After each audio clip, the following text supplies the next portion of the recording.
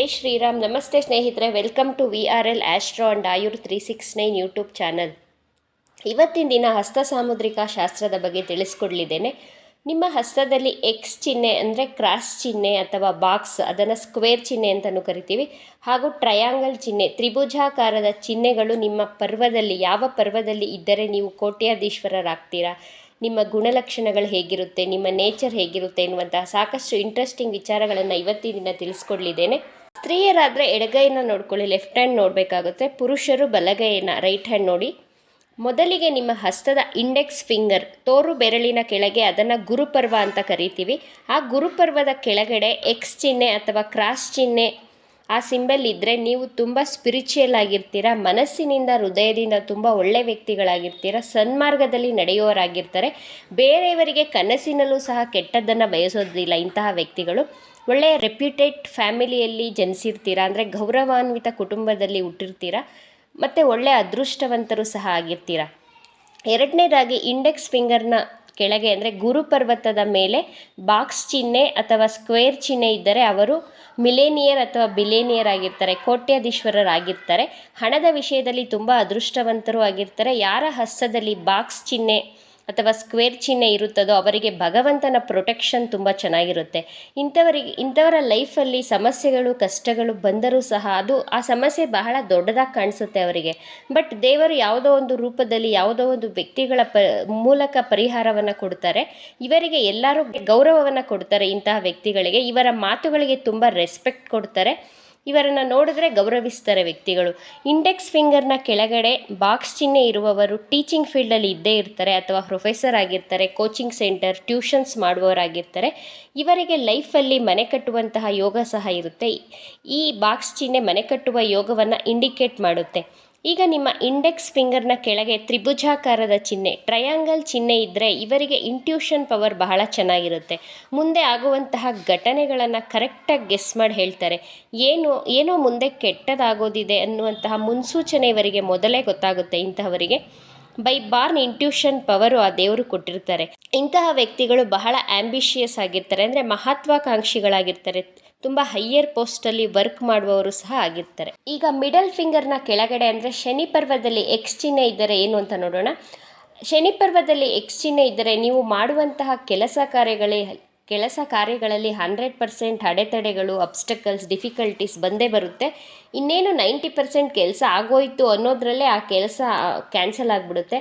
ಕೈಗೆ ಬಂದ ತುತ್ತು ಬಾಯಿಗೆ ಬರಲಿಲ್ಲ ಅಂತಾರಲ್ಲ ಹಾಗೆ.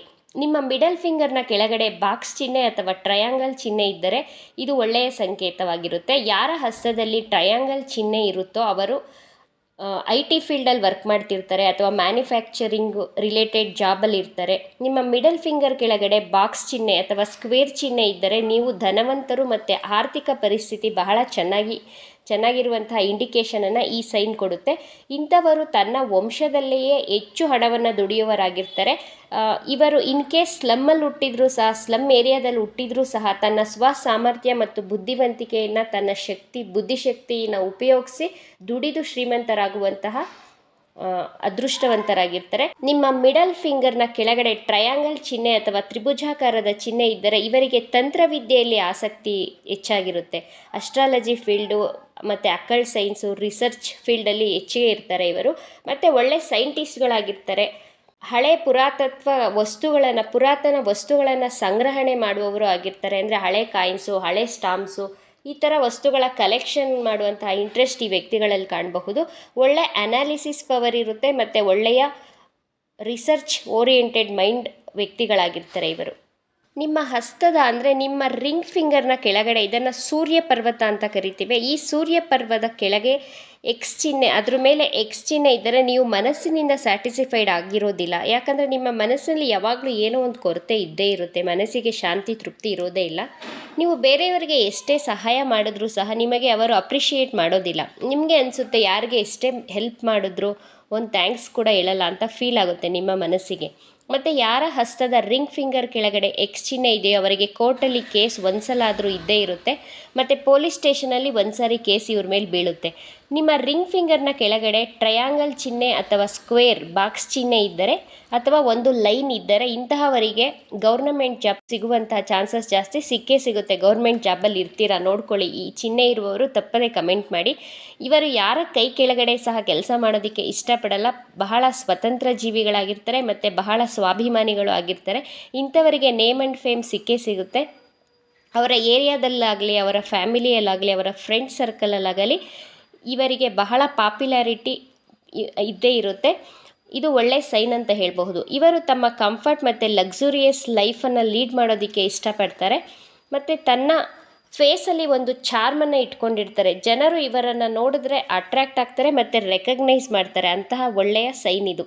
ನಿಮ್ಮ ಲಿಟಲ್ ಫಿಂಗರ್ ಅಂದರೆ ಬುಧನ ಬೆರಳಿನ ಕೆಳಗಡೆ ಎಕ್ಸ್ ಚಿಹ್ನೆ ಇದ್ದರೆ ಇವರು ಕಮ್ಯುನಿಕೇಷನ್ ಸ್ಕಿಲ್ ಅಷ್ಟೊಂದು ಚೆನ್ನಾಗಿರೋದಿಲ್ಲ. ತನ್ನ ಮಾತುಗಳಲ್ಲಿ ಸ್ಪಷ್ಟತೆ ಇರೋದಿಲ್ಲ. ಬಹಳ ಕನ್ಫ್ಯೂಸ್ ಆಗಿರ್ತಾರೆ. ಇಂತಹವರು ಬಿಸ್ನೆಸ್ಸನ್ನು ಮಾಡಲೇಬಾರ್ದು.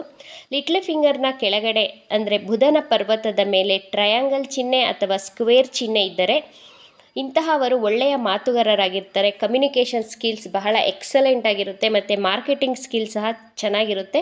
ಒಳ್ಳೆಯ ಬಿಸ್ನೆಸ್ ಮ್ಯಾನ್ಗಳಾಗಿರ್ತಾರೆ. ಮಾತಿನಿಂದ ಎಂತಹವರನ್ನು ಸಹ ಒಂದೇ ಕ್ಷಣದಲ್ಲಿ ಕನ್ವಿನ್ಸ್ ಮಾಡುವಂತಹ ಟ್ಯಾಲೆಂಟೆಡ್ ಪರ್ಸನ್ ಆಗಿರ್ತಾರೆ.